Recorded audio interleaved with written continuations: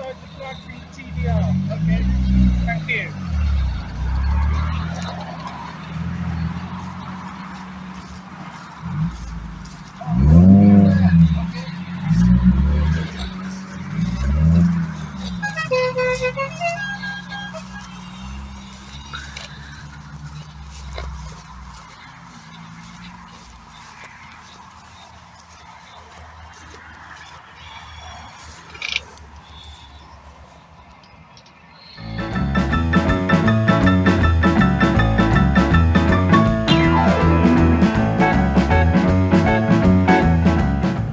Hello fellow rangers, welcome back to another video. We are at the Southwest Classic Car Meet at Hanley Farm on the bank holiday on the 28th of August.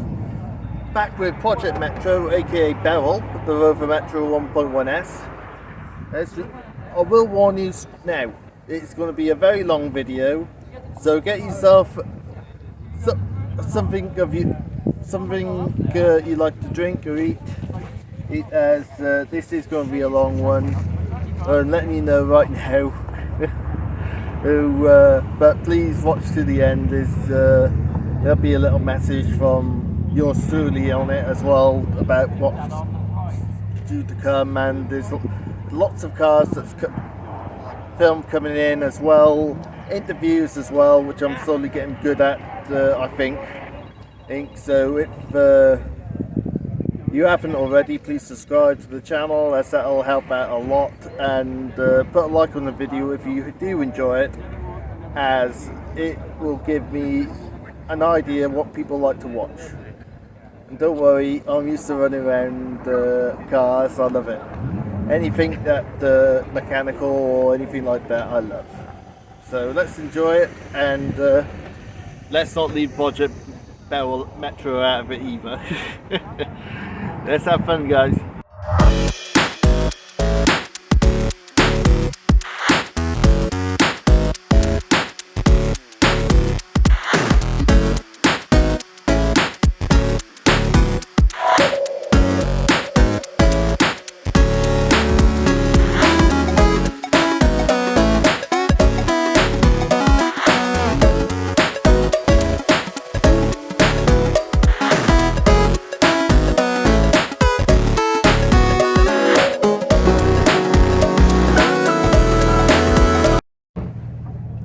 Hello my friend, right.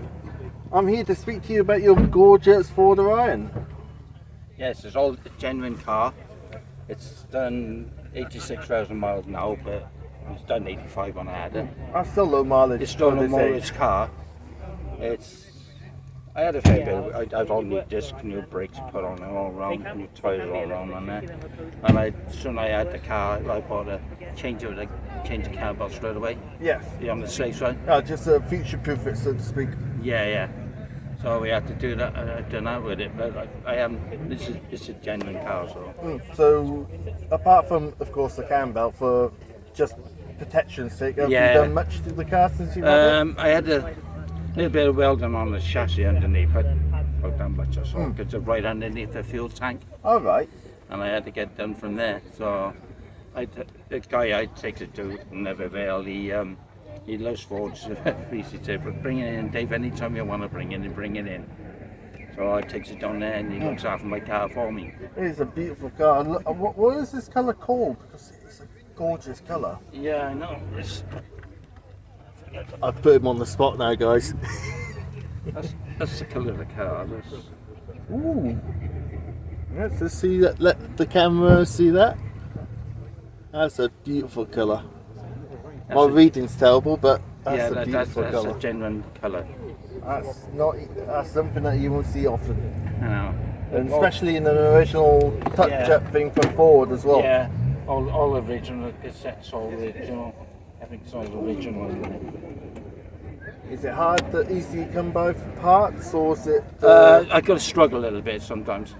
Because the door lock went on there, and we had to send off abroad for it. So we done it that way. We managed to get one.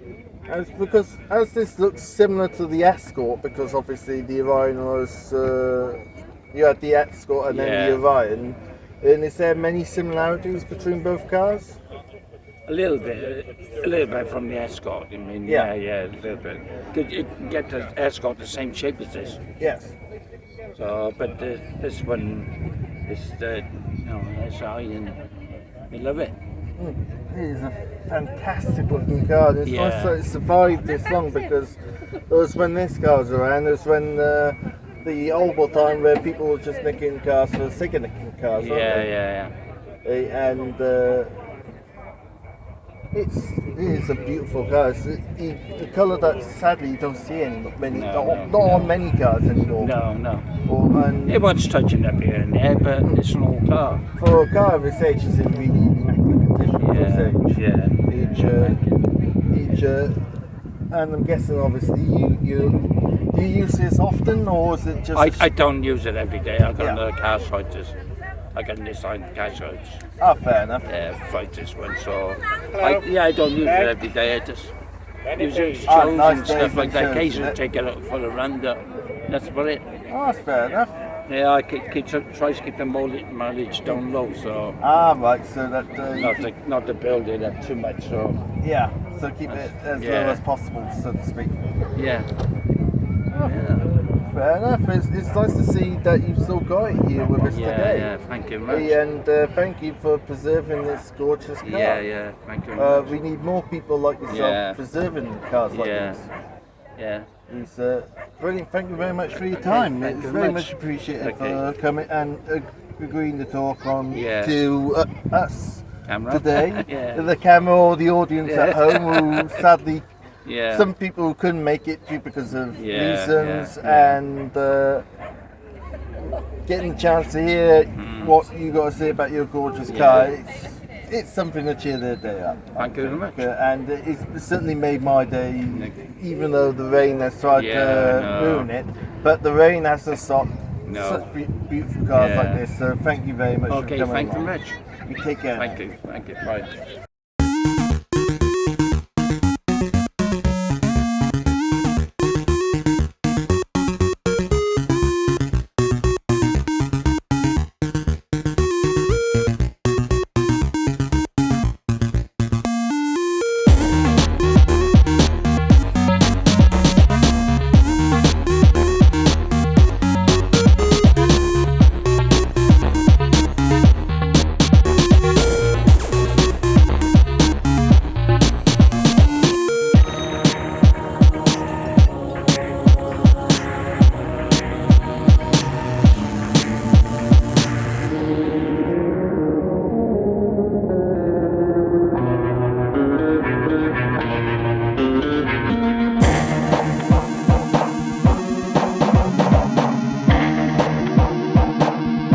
Go on then, Pete, when you're ready.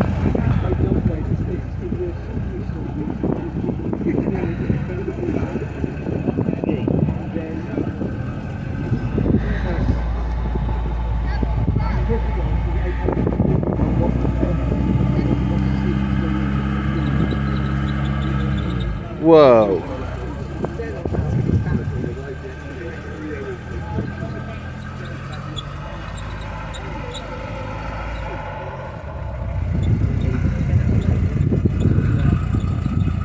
That's incredible. Yes, please.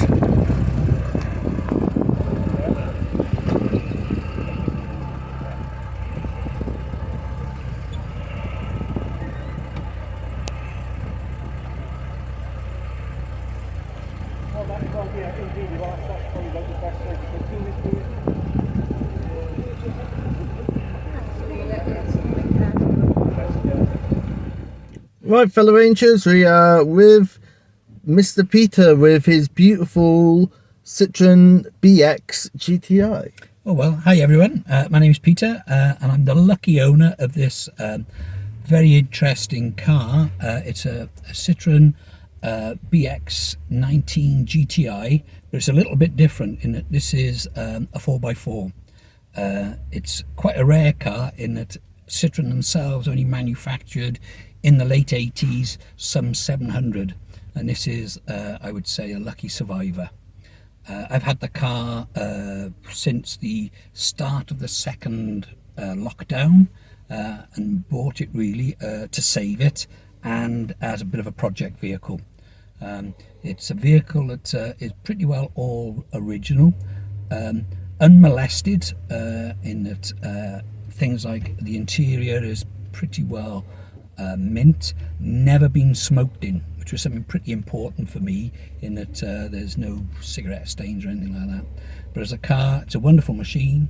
The BX range goes back to about 1982, I think it was, when they were first launched, and it was a car that had a lot of firsts. The first thing that was different about the BX was the fact that they used a lot of plastic components.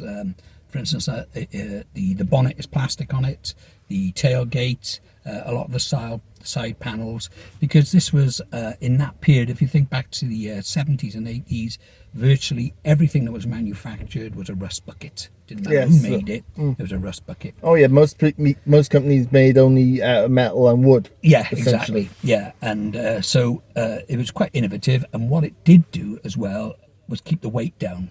So although you've got a four-door car, it's a very, very lightweight car. In fact, one of its main rivals for this particular type of vehicle was the Peugeot 205 GTI. And this car was actually lighter than a Peugeot 205 GTI, and it could fly just as fast, if not faster, than a GTI, a Peugeot 205 GTI. A lot of BX GTIs, their engines ended up in converted Peugeot 205s, so they were highly sought after, certainly 10-15 years ago, to be converted into 205s. Hence there's not many BXs about. So roughly, to your knowledge, how many are there left on the road? Well, at this particular car, of a 4x4 that I know of, there are only 2 BX GTI 4x4s with MOTs in the UK. That's this one, and then the other one, it featured on a Top Gear program, a Christmas special, a couple of years ago, and apparently that's now owned by Chris Harris from Top Gear. Oh, so, the legendary Chris Harris. Yeah, so they're the only 2 that I'm aware of. There are others that are on Sawn, but what state they're in, I don't know. As I say, this one was a lucky find in terms of the condition of the bodywork. It's exceptional in that there is no traces of any rust anywhere. It never has been. There were a few mechanical issues that I was able to sort out during the lockdown.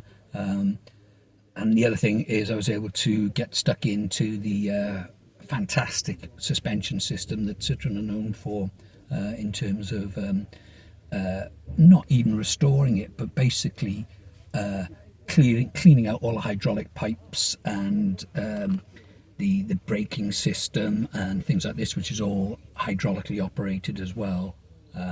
So it makes it a very, very safe car. It has a separate braking system to the suspension system, and so they're powered, hydraulically operated disc brakes all round. With also another first with this type of vehicle is it has an anti-dive mechanism, so when you do apply the brake and, for instance, want to carry out an emergency stop or have to carry out an emergency stop, as well as the ABS kicking in, it also keeps the car level.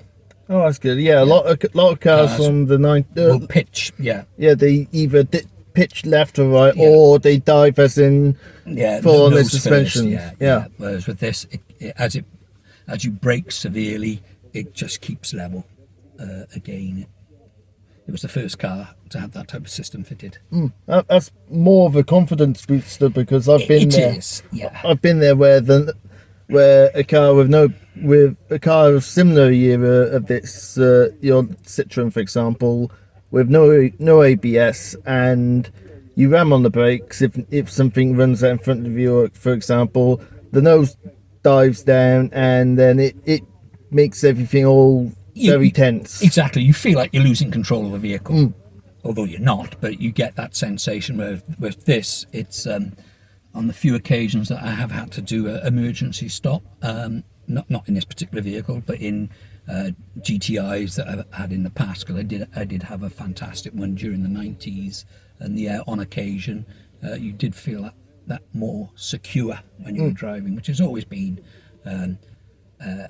certainly in the earlier Citroen vehicles was always a feature in that their braking was phenomenal. And as it's a rare car, is parts hard to come by?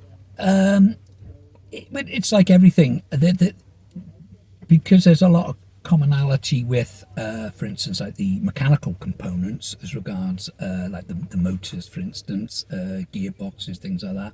All those components are generally readily available because it's all part of the Peugeot group. So there are plenty of parts, and the engines themselves were used in numerous vehicles over a number of years. Brake pads, things like that, all the consumables that there's no problem in getting hold of. Body panels, obviously, that's going to be difficult. Windscreen, someone did quote me recently about 300 quid for a windscreen, which I don't know how much a windscreen is today, but it didn't strike me as being too bad. Oh no, that's actually very good. In fairness, I've seen windscreens for lesser model cars, for example, all ranging from between something like in the region of £100 all the way up to something like 600. In my time of it really depends on what car it is, because a lot of them nowadays as well have got that fancy little screen on the actual interior mirror where there's automatic lights and stuff like that. So £300 for a windscreen, in all honesty, I think that's very good for a car of this age, because normally for example, windscreens, I know for my Metro, they're very hard to come by. For the Metro. One thing which is impossible to get hold of is the badge at the back, which says Citroen BX GTI 4x4. That badge is impossible to get hold of. Also, as well as unless you've got an awful lot of money. and you can find one. So essentially, as rare as Rocking Horse, I think that would be the way of describing it. Whereas the unicorn, as exactly, you'd be able to get away with saying, and hen's rear teeth. But again, things like tyres, no problem, still available from Michelin. That's another thing. It's a Citroen. I've got a few Citroens, Daycar, and one or two other classics.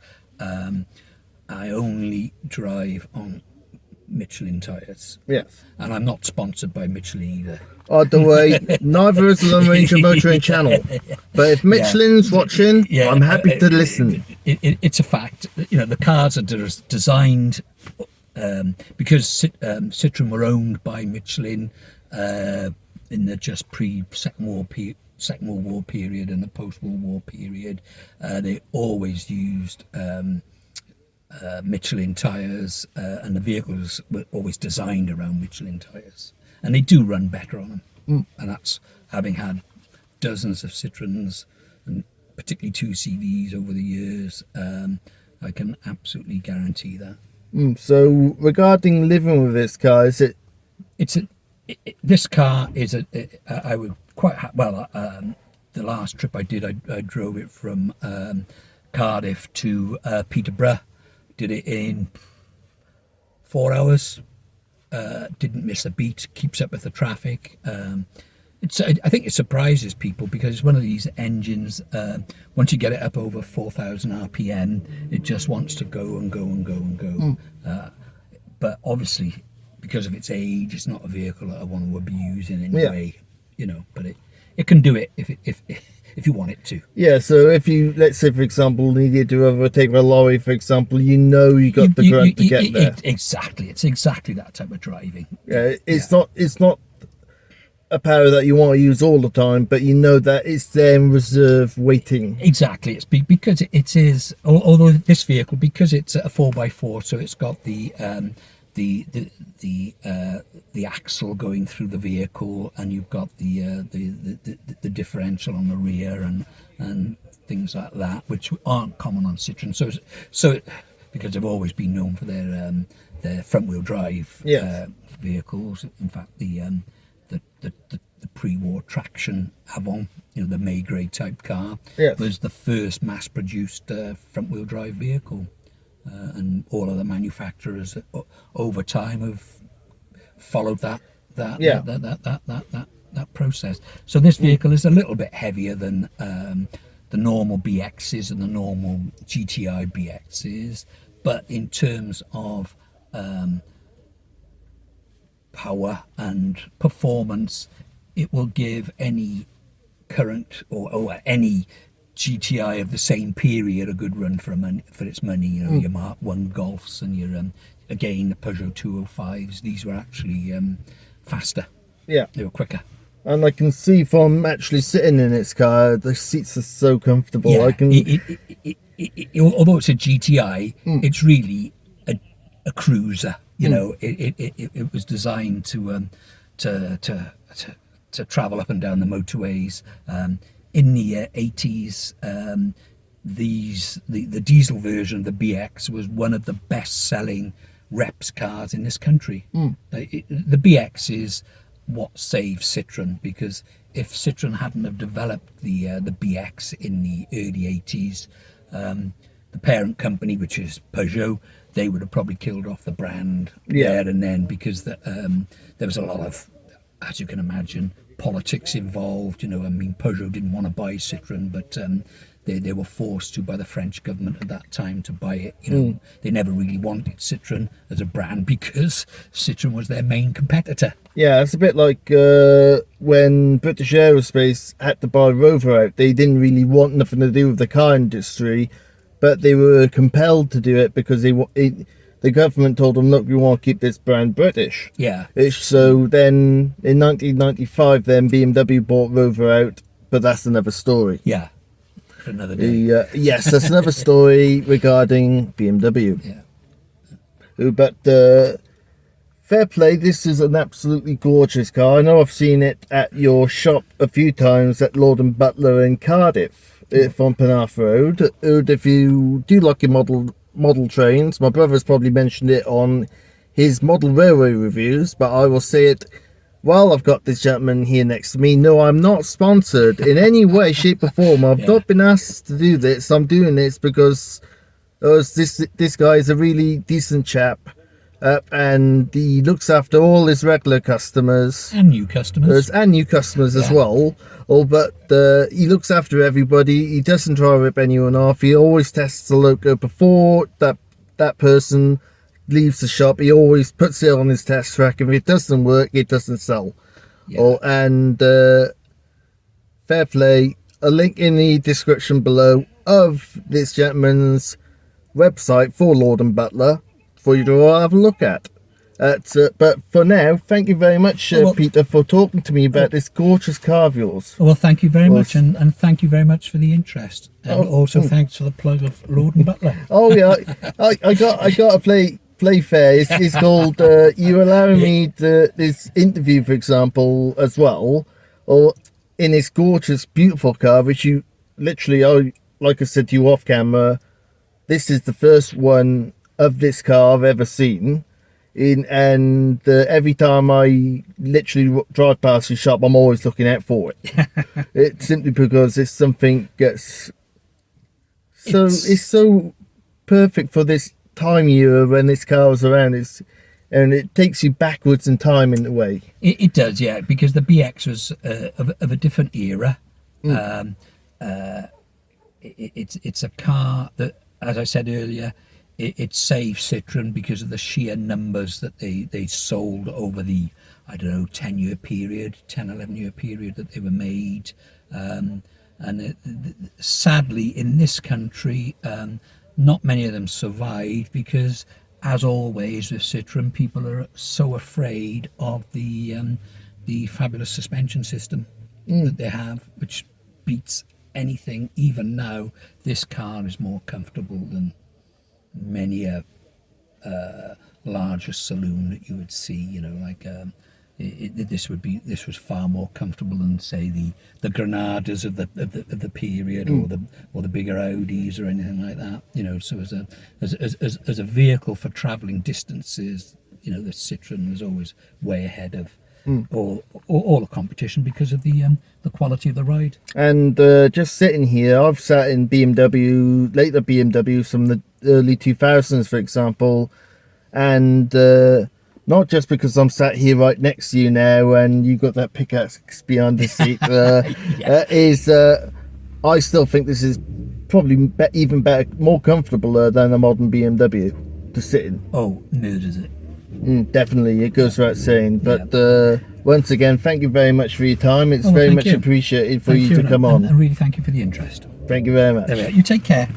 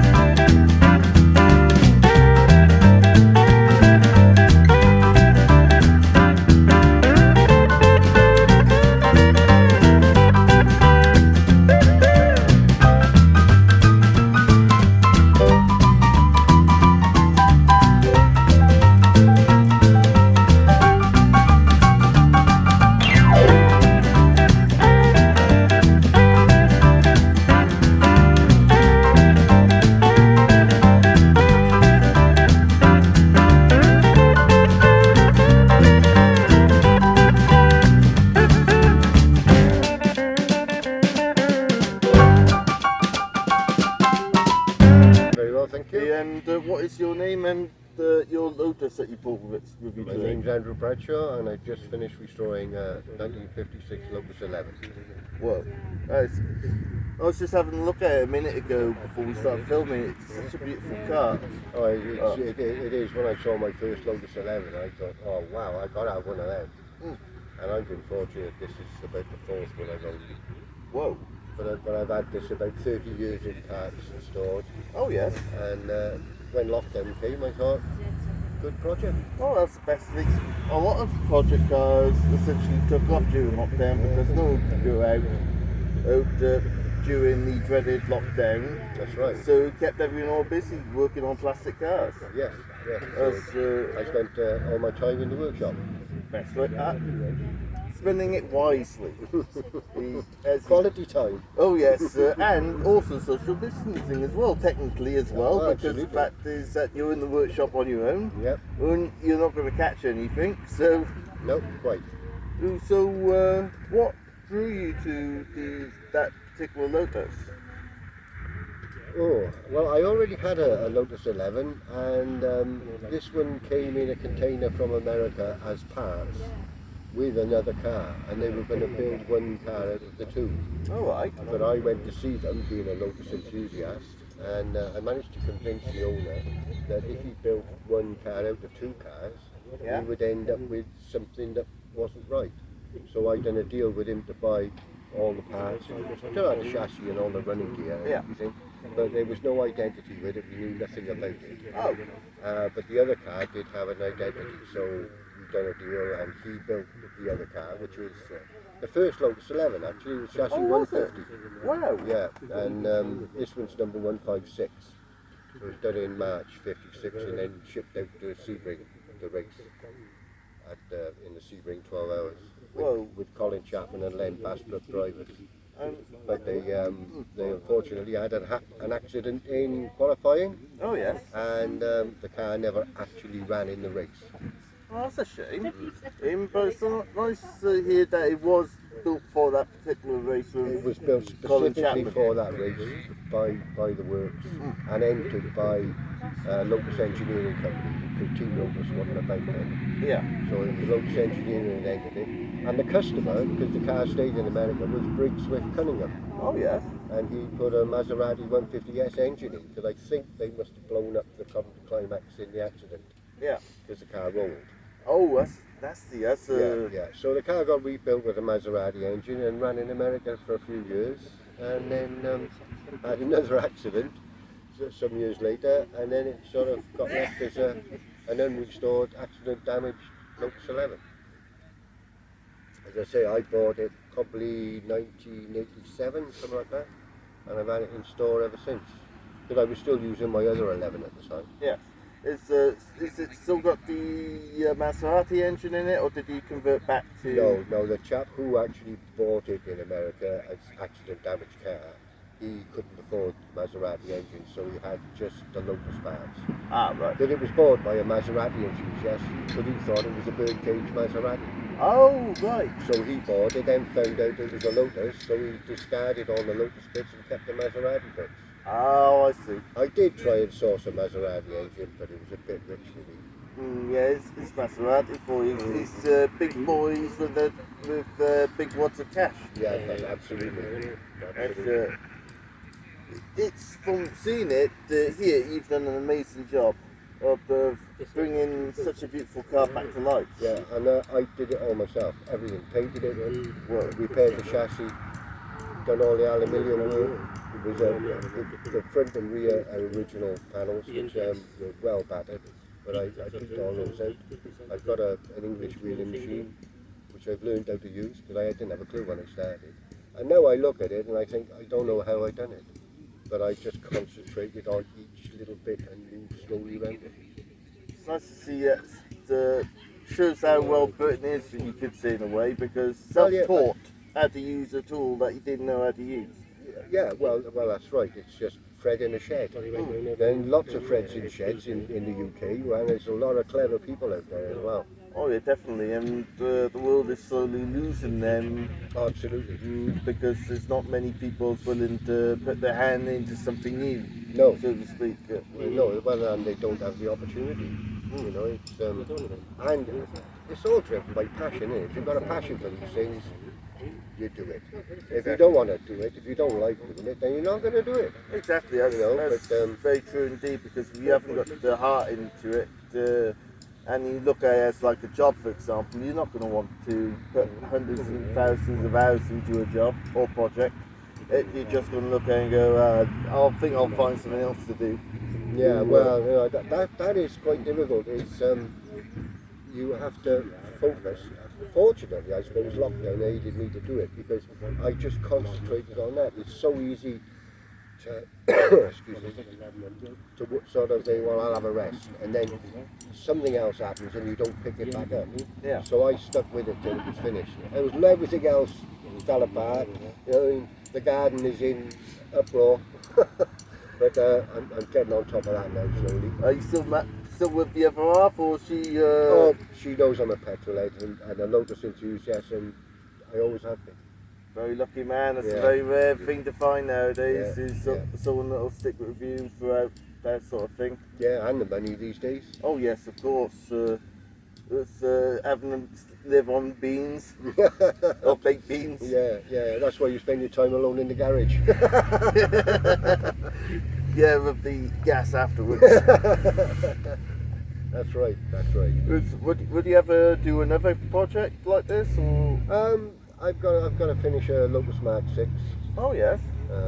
Which I started to restore before lockdown, and then lockdown came, and I thought, I need to get stuck into another project. Plus, the historic Lotus register helped me get an age-related UK registration. Oh, that's good. Because the car's always been in America, so the registrar, he was about 80 at the time, or 79, so I thought I'd better get on with my 11 while he's alive, because he knew all about the car, was quite happy to help me get, and know it's a genuine Lotus 11.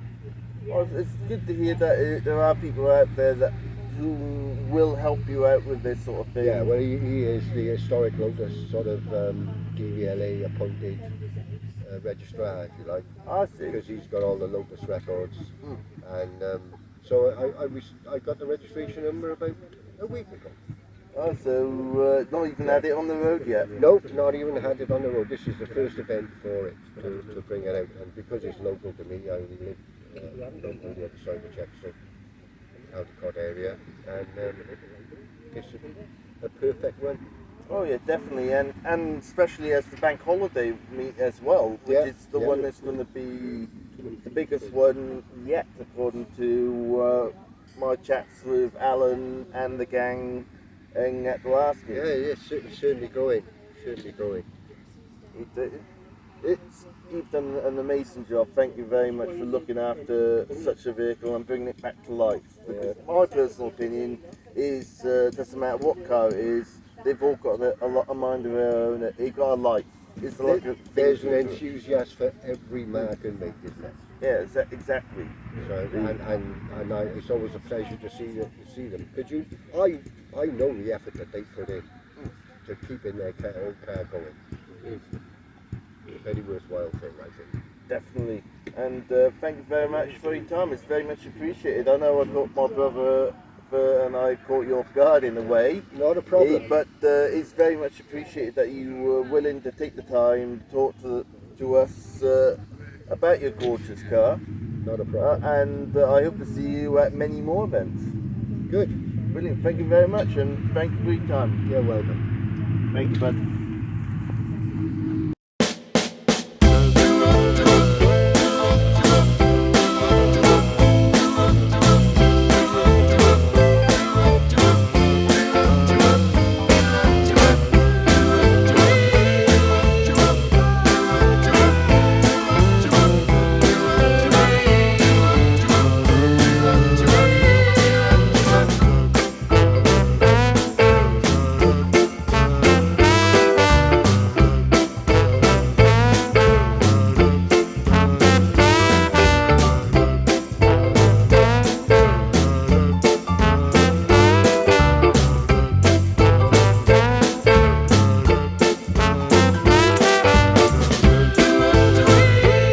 Where it stopped. No, I didn't know, sorry, I was looking at you.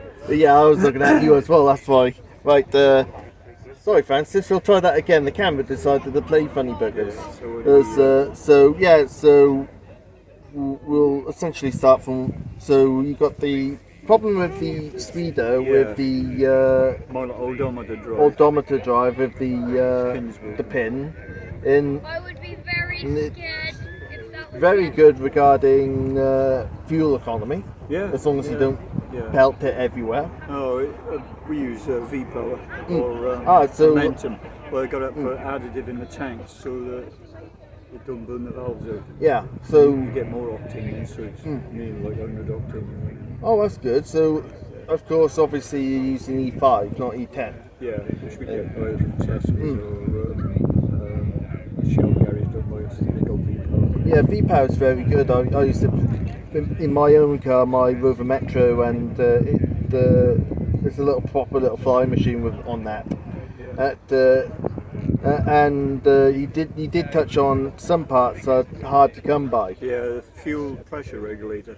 Yeah. It's you can get. I've tried to get them new. From Bosch has still got the part number, Oh, have they? but they no longer produce it, so you've got to go down the second-hand road. Yeah. As long as it's working. Yeah, as long as it works, it doesn't What matter. happens? They fail, and you get too much rich mixture. They fail the MOT. Oh yeah, because the emissions is too high then. It got so bad, it was running 11%. Well, So I had to take it off, change all the oil in the engine, and also I managed to get a second-hand pressure valve. oh, that's Which I had good. to pay 100 quid for. I know, it's crazy, isn't it? Some of the Gotta parts. have them, the car don't work. Oh yeah, it's crazy to think that cars like these at one point people used to look at them and dream about having cars like these Yeah. because It was an expensive car when it came out, and it was a proper motorway cruiser. yeah, exactly. It was lovely, comfortable, excellent. This was essentially you had the Sierra and then you had the Granada, and then this was essentially the Granada Plus, as you could say, because the Scorpio part was always model. the top of the top, the one that the top business executives had. That's right, yeah. And a lot of big programs like Taggart, for example, used to use a lot of these, and I believe at one point that even D.I. Frost from Touch of Frost had one of these as well. I think so. Oh yeah, no, it is a Sierra, but it's similar to that era of car. And in fairness to this car, it's not in bad. very good condition for its age. Yeah, Each, no major rotting. It's had a new wing sometime in its life. Yeah. It was before we bought it. But- As you can tell, it's the other side you see the spot rivets. And one's bolted. It's welded. And Right, I see. it goes well. We like it. So it's nice to see that you've had it for quite a long time, because cars like this is you're like a custodian of the vehicle. You're Yeah. looking after it for future generations to enjoy. It'll go to my wife and then she'll pass it on to somebody else. We're going to keep it going as long as we can. Oh yeah, definitely. It's nice, It's, nice to see it on the road still. The little thing that was quoted in Classic Weekly, Yeah. my brewer, all these classic cars And this one. contribute £7 billion a year to the economy. Yeah, they do. Government to get rid of my brewer says it's not going to happen in my lifetime or anybody else's. As long as you get alternative fuels for it, we'll keep it going. Oh yeah, definitely. That's the one thing the government has to remember. There's more classic cars on the road than there are newer cars. Because at one point, 2 years ago, for example, there was a massive fire in Japan where they build all the actual microchips that goes inside the car, all vehicles. Also, then it became to a point where you couldn't buy a brand new car anywhere, and then the second-hand market boomed because of that. It's still cars that's over 100 years old are still going around, and as long as you look after the car, it'll always keep going. What makes me laugh is an electric car. The battery lasts 10 years and then the car's completely out. Yeah, they got it's lithium. Yeah. The thing is, they're so damn heavy. This is a heavy car, but you've got a nice big engine at the front, rear-wheel drive, and you haven't got to worry about charging with a battery. You know? Yeah, you know that every time you turn the key, it's going to start. It's not, oh great, and when you come to the petrol station, it's a couple of minutes fill, and then you're away again. Whereas regarding, let's say, for example, a Tesla, you sat there for an hour or possibly 2 hours supercharging. They found that Tesla cars got their own charging ports. Yes, you they can't do. just plug them in anyway. I know they don't like you To using. me, the future is hydrogen cars, not electric. Exactly, it is. It's more It's a waste of money. the country is more set up for hydrogen than there are electric cars. It's because what the people fail to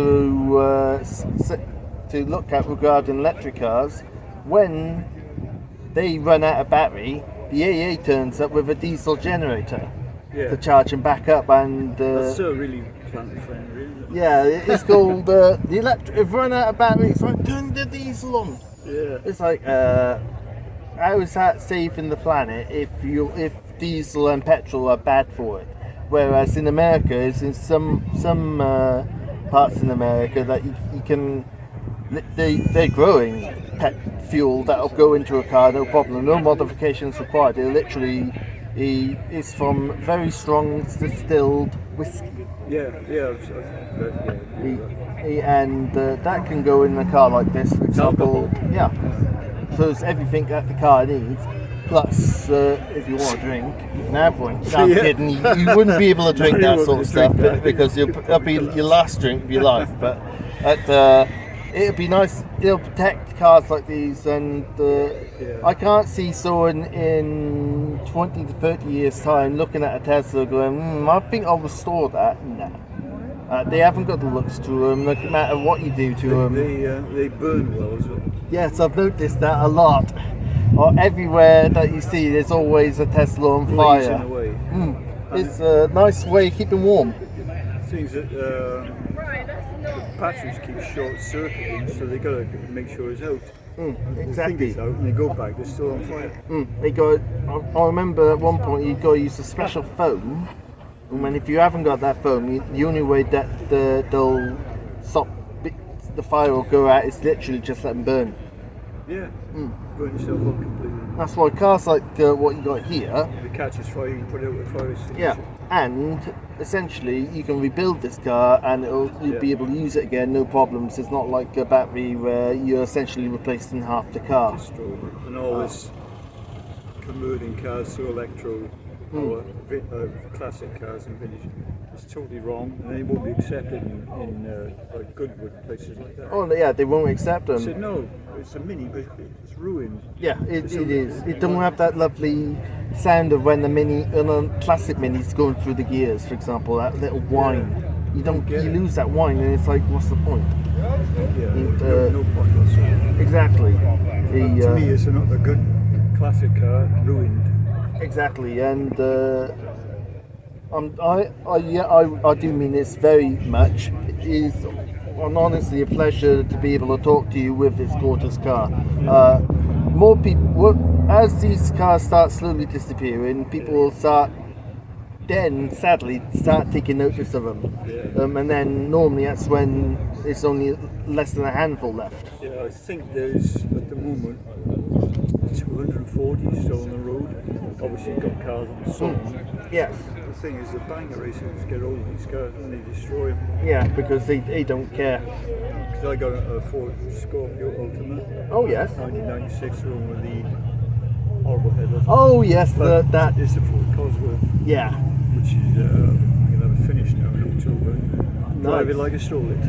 I don't blame you, my friend. I don't blame you, especially with a Cosworth engine. They are designed to go. Yeah. They're not designed to sit. They're designed to set your hair on fire. Yeah, because that was Ford's big, last big saloon car. And hopefully you'll be bringing that along with you at the Hanley Farm at some point. Yeah, and the old company for next year. Oh yeah, definitely. I look forward to seeing it and talking to you about it there. And hopefully you still got your hair left after it's burnt your hair away from going so fast. I might do it, I might not. Yeah. But in all honesty, thank you very much for your time, Francis. Nice talking to you. Very much appreciated. Yeah. And happy motoring. Definitely. Thank you, guys. Thank you.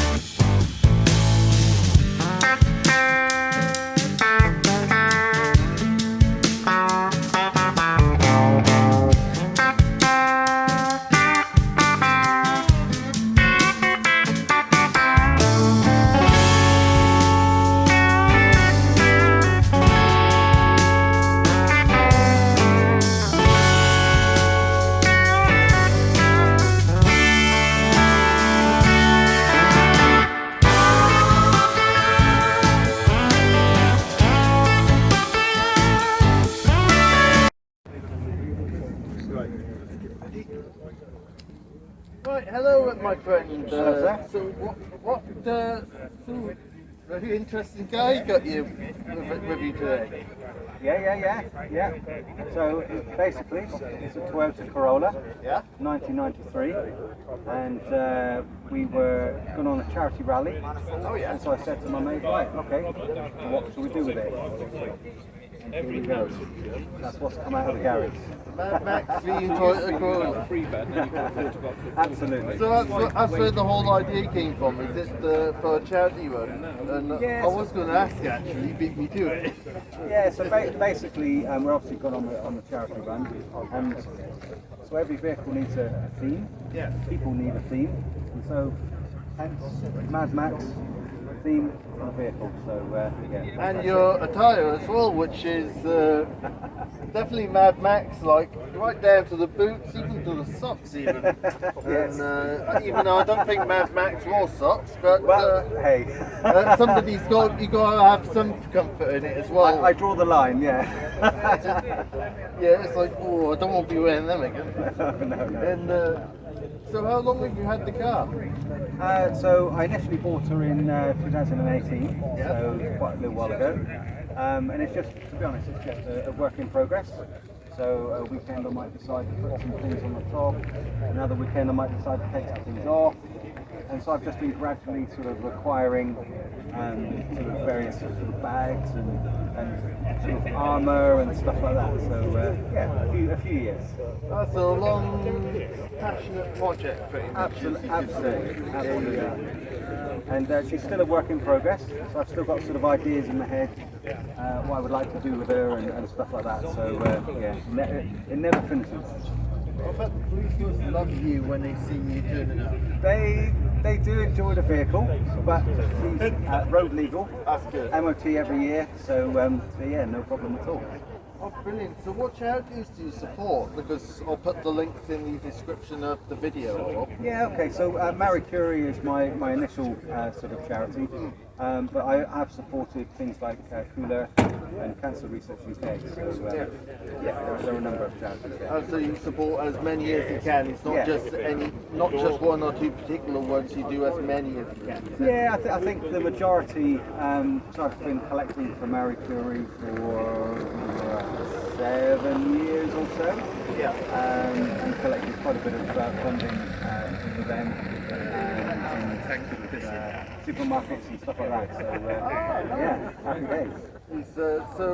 Any idea roughly how much you've managed to raise in one in so far? Oh, there's a question. £20,000 over the last few years, 25, maybe something like that. That's definitely something not to be sniffed at. It's actually an amazing achievement, and I must say from me and our viewers, a massive well done to you on that. It's nice to see someone with cars instead of just turning up going, please give. It's cool. Look at the car, pay a quid. There's a reason for it being like this, you know. And I enjoy it, of course, you know. Oh yeah, of course. You got to enjoy what you do, because if you don't enjoy it, then there's no point. That's very correct. And that's the whole point of. Thanks, bud. The joys of being at public car shows when you're interviewing people and whatnot.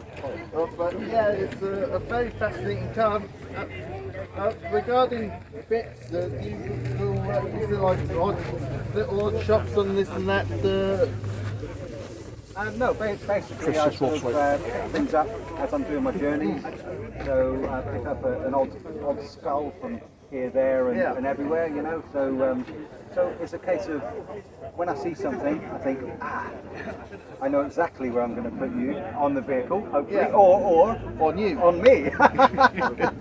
So it's a gradual sort of. If I see something for the vehicle, I'll pick it up wherever I go. So it could be any random thing, for example. It doesn't have to be anything to do with armour and stuff like that. It could be just anything that you think. These skulls, for example, they're for a Harley Davidson. Whoa. And so Harley Davidson, they double up as my fog lights. Oh, nice. So you know, and keeping it road legal at the same time. Absolutely. So you know, it's one of those things. Brilliant. Well, thank you very much for taking your time to. Oh no, sorry. It's all right, mate. You're not the first. Don't worry. We'll just talk about you later. Yeah. In the edit, we will. Well, but anyway, thank you for talking to me, my friend. No problem at all. Take care. Thank you very much. Good luck with raising more money for charity. Thank you very much. Thank you. Bye bye. Hey fellow Rangers, just to let you know, my little YouTube channel has become an ambassador to the 92 Automotive. Mel is an amazing photographer and friend of mine. Please give a website a look. If you love your cars and photos, it's definitely worth a shot. There's a discount code which is Lone Ranger 10. It will be in the description below. Thank you very much.